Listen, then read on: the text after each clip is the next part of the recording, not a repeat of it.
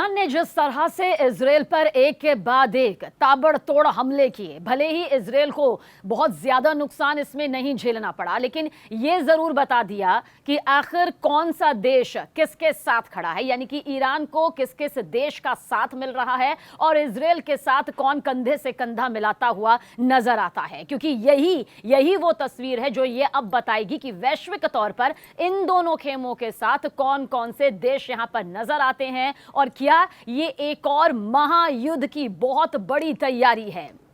देखिए, लड़ाई में कौन किसका साथ देगा ये अब आपको बताने जा रहे हैं इस पूरे वीडियो के जरिए। लेकिन अगर आपने अब तक हमें सब्सक्राइब नहीं किया है, फौरन कर लीजिए, ताकि देश और दुनिया से हर जरूरी जुड़ी जानकारी जो है वो आप तक यूं ही सबसे पहले पहुंचती रहे।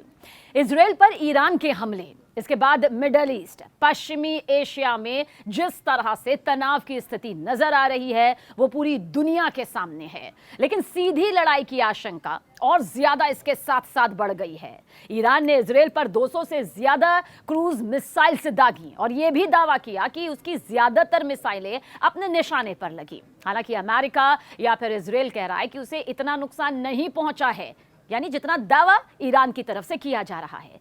इजराइल का कहना यह है कि उसने ज्यादातर मिसाइलों को हवा में ही मार गिराया है, ये इजराइल का दावा है। ईरान कहता है कि हमने जो हमले किए हैं वो अपने टारगेट पर लगे हैं, लेकिन इजराइल इसके उलट यहां पर कह रहा है कि कोई भी जो मिसाइल है वो अपने निशाने पर नहीं पहुंच पाई है। हालांकि कुछ क्षति भरी तस्वीरें जरूर सामने आई, लेकिन जिस भारी क्षति का दावा ईरान की तरफ से किया जा रहा है वो बहरहाल तस्वीर नजर नहीं आ रही है।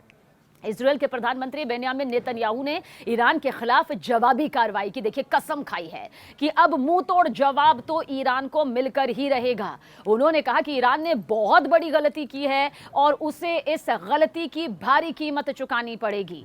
ईरान के हमले के फौरन बाद अमेरिका ने इजराइल को मदद का ऐलान भी कर दिया। वैसे अमेरिका पहले भी कह चुका था ईरान को कि अगर उसने किसी भी तरह का कदम उठाया, हमला किया, तो गंभीर नतीजे यहां पर भुगतने होंगे। और जैसे ही ये तस्वीर सामने आई और उसके बाद अमेरिका ने भी ये ऐलान कर दिया कि उसका पूरा साथ, पूरा समर्थन इजराइल के साथ है। यानी इतना तय है कि अमेरिका इजराइल के साथ कंधे से कंधा मिलाकर यहां पर डटा हुआ है। अगर ईरान और इजराइल की सीधी लड़ाई की बात करें तो फिर उसके बीच में जो अमेरिका है, जिसका जिक्र सबसे ज्यादा यहां पर होता है, उसे लेकर आप समझिए कि ये इजराइल का करीबी है। और इजराइल के करीबी अमेरिका के राष्ट्रपति जो बाइडेन ने कहा है कि वो ईरान को जवाब देने के लिए सहयोगियों के साथ पूरी तरह से चर्चा कर रहे हैं। गंभीर चर्चा हो रही है, निगरानी की जा रही है। अमेरिकी राष्ट्रपति ने व्हाइट हाउस में बाकायदा अधिकारियों के साथ बैठक की। शुरुआत में कहा कि इसमें कोई शक नहीं कि संयुक्त राज्य अमेरिका इजराइल का पूरी तरह से समर्थन करता है। उधर विदेश मंत्री जो है अमेरिका के एंटनी ब्लिंकन, उन्होंने ईरानी मिसाइल हमले को पूरी तरह से अस्वीकार्य बताया। कहा कि पूरी दुनिया को इसकी निंदा यहां पर करना चाहिए। कमला हैरिस ने भी कहा कि पूरी दुनिया को इसकी निंदा यहां पर करनी चाहिए। आगे बढ़े, लेकिन अमेरिका के बारे में आप समझिए, यह अमेरिका ही है जिसकी वजह से जो ईरान है वो पूरी तरह से हमला नहीं कर पा रहा था, क्योंकि ईरान बैकफुट से अब तक अपनी लड़ाई लड़ रहा था। इसके पीछे भी बहुत सारी वजह है कि ईरान अब तक खुलकर सामने क्यों नहीं आ रहा था, क्योंकि हमास पर हमला हुआ, हिजबुल्लाह पर हमला हुआ, अब हूती जो है वो निशाने पर है इजराइल के। ऐसे में क्या वजह थी कि वो फिर भी पीछे से लड़ रहा था और इस बार मंगलवार को वो सामने आ गया, यानी कि फ्रंट फुट पर आकर उसने इजराइल को जवाब यहां पर दिया। अब ब्रिटेन का जिक्र करते हैं, वो किसके साथ है। ब्रिटिश प्रधानमंत्री कीर स्टारमर ने कहा कि उनका देश भी इजराइल के आत्मरक्षा के अधिकार का समर्थन करता है। यानी कि इजराइल को अधिकार है कि अगर उस पर कोई हमला कर रहा है तो आत्मरक्षा का अधिकार उसके पास है। उन्होंने कहा कि ईरान ने बहुत लंबे समय से पश्चिम एशिया को खतरे में डाला है। यानी कि मिडल ईस्ट में जिस तरह से तनावपूर्ण हालात बने हुए हैं, जिस तरह से बड़ा खतरा है, उसका सीधा जिम्मेदार ब्रिटेन ईरान को मानता है।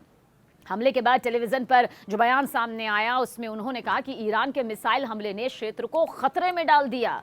उन्होंने इजराइल के पीएम नेतन्याहू, फ्रांसीसी राष्ट्रपति इमैनुअल और साथ ही जर्मन चांसलर ओलाफ से बातचीत भी की इस बाबत। और यूके के रक्षा प्रमुख जॉन हीली ने भी कहा कि ब्रिटेन की सेना ने ईरान से मिसाइल हमले को रोकने में इजराइल की मदद यहां पर की है। यानी साफ है, अमेरिका महाशक्तिशाली देश, ब्रिटेन जिसकी सेना की ताकत का लोहा हर कोई मानता है, ये दोनों यहां पर नजर आते हैं इजराइल के साथ में। वहीं फ्रांस की क्या स्ट्रैटेजी है। ईरानी खतरे से निपटने के लिए फ्रांस पश्चिम एशिया में अतिरिक्त सैन्य संसाधन जो है वो भेज रहा है। फ्रांसीसी राष्ट्रपति ने कहा कि इजरायल की सुरक्षा के लिए वो प्रतिबद्ध है।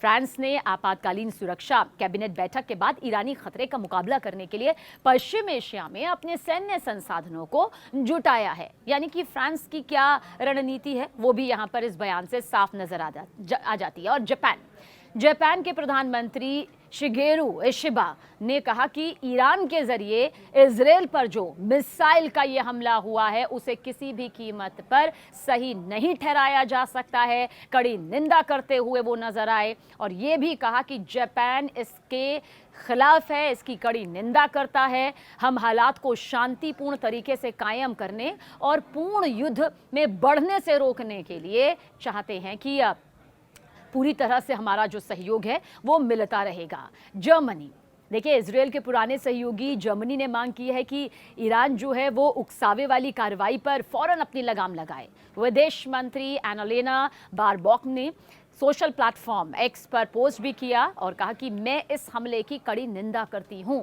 ईरान को फौरन हमला रोकना चाहिए क्योंकि ये जो क्षेत्र है वो उसे पूरी तरह से युद्ध की तरफ से ले जा रहा है। यानी इतना तय है कि जो जो नाम हमने यहाँ पर महाशक्तिशाली देशों के लिए हैं, जिनकी अच्छी खासी पैठ जो है वो आर्थिक तौर पर, राजनीतिक तौर पर, भौगोलिक तौर पर और साथ ही साथ कहा जा सकता है कूटनीतिक तौर पर हमेशा से मजबूत रही है, वो इजरायल के साथ हैं। यानी इजरायल के पास अच्छी खासी ताकत इस वक्त मौजूद है। वहीं ऑस्ट्रेलिया, जिसके प्रधानमंत्री अल्बानी ने इजरायल पर ईरान के मिसाइल हमले की जमकर निंदा की और कहा कि जो तनाव पैदा हुआ है उसे कम यहां पर किया जाना चाहिए। उन्होंने मेलबर्न में कहा कि हम ईरान की हरकतों से बहुत ज्यादा फिक्रमंद है, इसलिए उसकी हम निंदा करते हैं। ये भी कहा कि इजरायल को अपनी रक्षा करने का अधिकार है। जब ये कहा जाता है ना कि अपनी रक्षा करने का अधिकार है, इसका मतलब ये है कि इजरायल जो है वो पूरी तरह से जवाब दे सकता है। अगर वो चाहे तो अपनी तरफ से हमला कर सकता है क्योंकि पहले उस पर ये हमला यहाँ पर हुआ है। लेकिन अब रूस को समझना जरूरी है, उसकी स्ट्रैटेजी को देखिए। ईरान और रूस के बीच हर कोई जानता है कि दशकों से अच्छे खासे ताल्लुकात हैं और इसकी सबसे बड़ी वजह है दोनों पश्चिमी विचारों के विरोधी हैं और हाल ही के दिनों में दोनों बेहद करीब भी आए हैं। यूक्रेन से लड़ाई के बाद ईरान ने रूस को कथित तौर पर हथियार और दूसरी कई चीजें संसाधन के तौर पर दी हैं। एक तरफ ये गौर करना बेहद जरूरी है क्योंकि ईरान ने इजरायल पर तब हमला किया जब रूसी पीएम मिखाइल मिशुस्तीन इसी हफ्ते के शुरुआत में तेहरान के दौरे पर गए थे। रूसी विदेश मंत्रालय की प्रवक्ता मारिया ज़खारोवा ने कहा कि एक पोस्ट किया, उसके जरिए अपनी बात रखी कि मध्य पूर्व में जो बिडेन प्रशासन है वो पूरी तरह से नाकाम यहाँ पर रहा है। यानी कि वो बाइडेन प्रशासन का यहाँ पर जिक्र करती हुई नजर आई। टर्की का भी जिक्र कर लेते हैं। राष्ट्रपति जो है यहाँ के वो लेबनान में इजरायल के ज़मीनी जो अभियान की है वो निंदा करते हुए नजर आए। सीधे तौर पर वो इजरायल के खिलाफ हमेशा से रहे हैं और जाहिर सी बात है जो हमले यहाँ पर हुए हैं वो उसमें ईरान का साथ देते हुए ही नजर आएंगे। हालांकि उन्होंने ये भी कहा कि बिना समय बर्बाद किए जो है वो स्थिति जो है उस पर नजर बनाए रखनी बेहद जरूरी है। इजरायल को रोकें, ये इनके जरिए कहा गया है। तो एर्दोगन लगातार इजरायल की आलोचना पहले भी करते रहे हैं और अभी फिलहाल कह रहे हैं कि जो हमले इजरायल करता है उसे रोकना यहाँ पर बेहद जरूरी है। और नेतन्याहू की तुलना वो पहले ही नाजी जर्मनी के हिटलर से भी कर चुके हैं और कहा था कि मैं खुले तौर पर कहता हूं कि इजरायली नेतृत्व जो है वो उन्माद फैलाता है, वो धार्मिक कट्टरता को फैलाता है, गलत धार्मिक कट्टरता को फैलाता है। तो ये तमाम देश हैं जो ये बताते हैं। लेकिन इस बीच हर किसी की नजरें चीन पर भी टिकी हुई हैं क्योंकि पिछले महीने ही वरिष्ठ ईरानी अधिकारियों के साथ चर्चा यहां पर हुई है और चीन के जो टॉप राजनयिक हैं उनके साथ ईरान के जो समर्थित हिजबुल्ला इजरायल के बीच में जो संघर्ष हमने यहां पर देखा है, जो उसकी बढ़ती हुई तस्वीर यहां पर देखी है, तेहरान के लिए समर्थन भी जाहिर यहां पर कर चुका है चीन।